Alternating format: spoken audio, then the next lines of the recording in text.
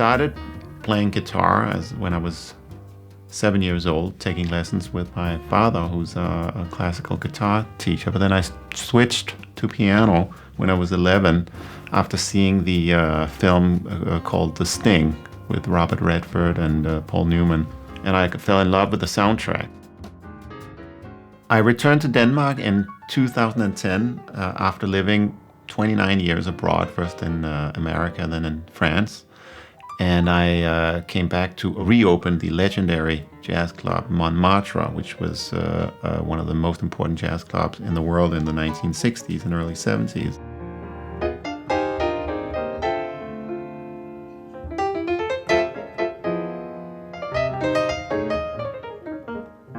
And even the Queen of Denmark knighted me that year on her 70th birthday in April.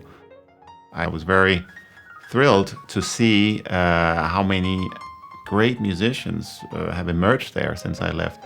I've done about 33 CDs at this point under my own name, and I started in 1986 with my first album called Here or There. The latest one is called Human Behavior. I have 2 young musicians with me on the album.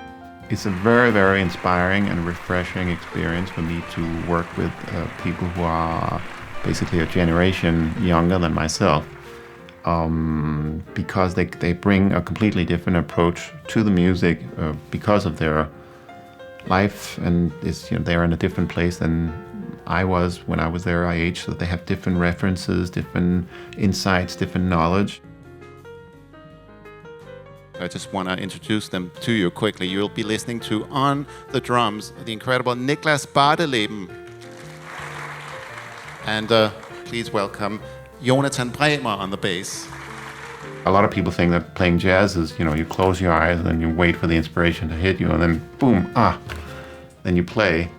But it doesn't work like that because, you have concerts to play at certain times and dates, and you just have to be creative. So we have to be creative on demand.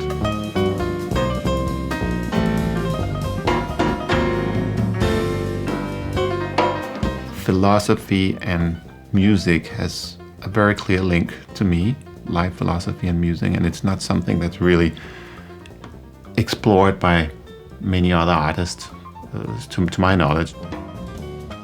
It's just as important to live interesting lives as it is to practice your instrument, because if you don't have an interesting story to tell, no matter how good you are at the language, your story is going to be boring. One of my big projects this year is a collaboration with Indian dancers and musicians. I'm working with 2 choreographers, a Danish and an Indian choreographer, and 6 dancers, 3 Danish and 3 Indian, and then total of 6 musicians, including myself. Another major project for me this year is to do my first ever solo piano album. When you're by yourself, you have much more freedom.